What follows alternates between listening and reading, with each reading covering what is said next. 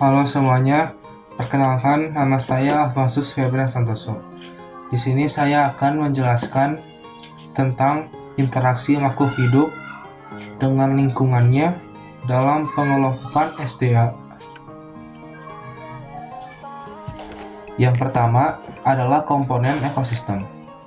Komponen ekosistem dibagi menjadi dua, yaitu komponen abiotik dan juga biotik. Komponen biotik merupakan komponen makhluk hidup atau organisme yang berasal dari lingkungannya. Contohnya adalah jamur, hewan, dan juga tanaman hijau. Komponen biotik ini termasuk ke dalam SDA biotik karena materi kehidupannya berasal dari jasad hidup.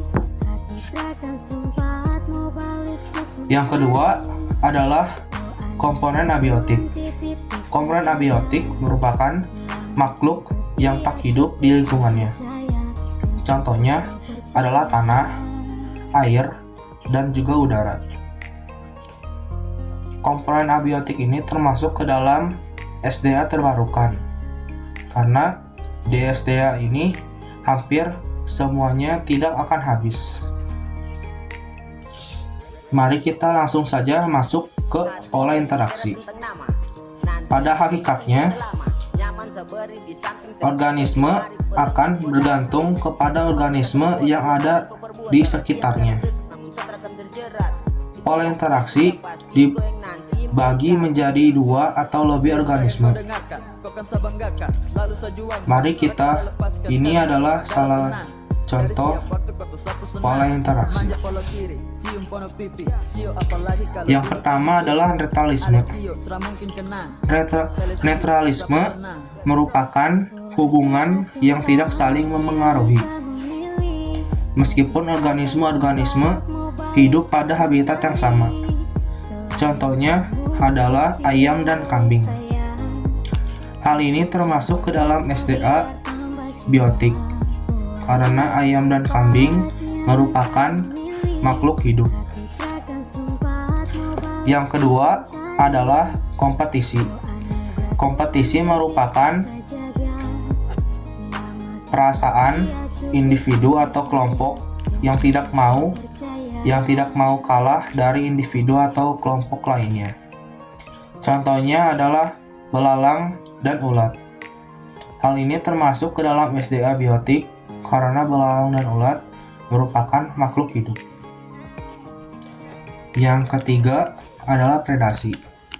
Predasi merupakan interaksi antara pemangsa dan mangsa.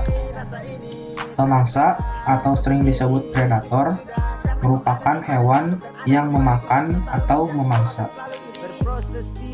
Mangsa atau sering disebut prey merupakan hewan yang dimangsa atau dimakan. Contohnya adalah zebra dan singa.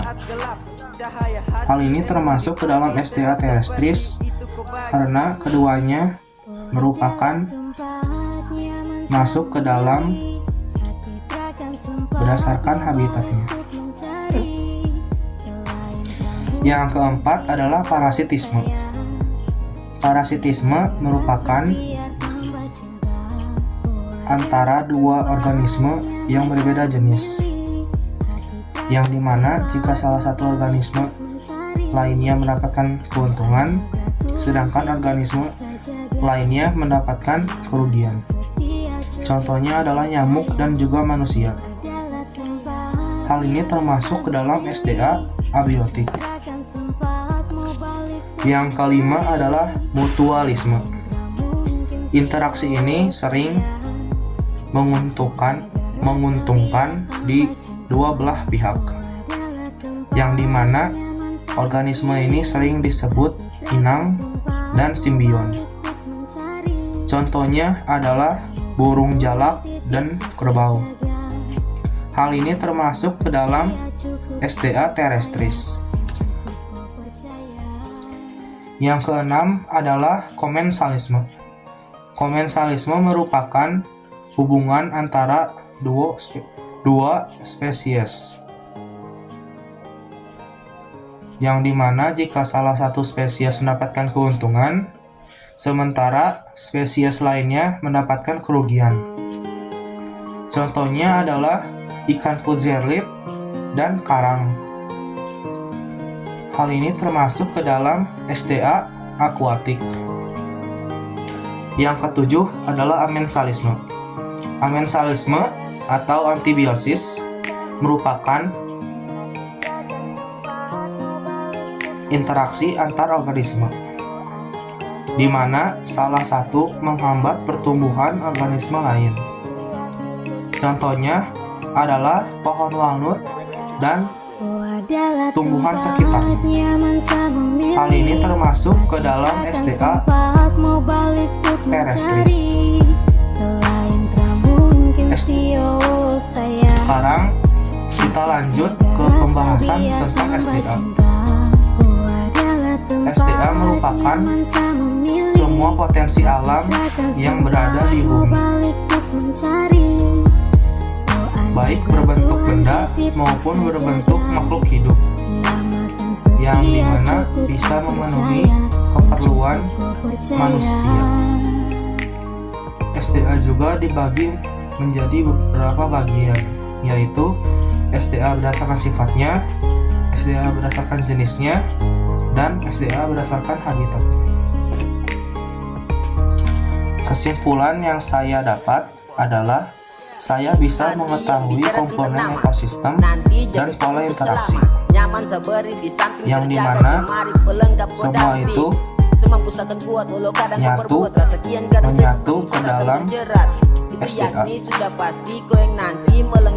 seperti SDA terbarukan, SDA tak terbarukan, SDA berdasarkan jenisnya, dan juga yang lainnya. Dan kita semua juga harus menjaga ekosistem dengan baik, bukan dirusak. Karena jika tidak ada ekosistem, tidak ada makhluk hidup. Sekian dari saya, terima kasih.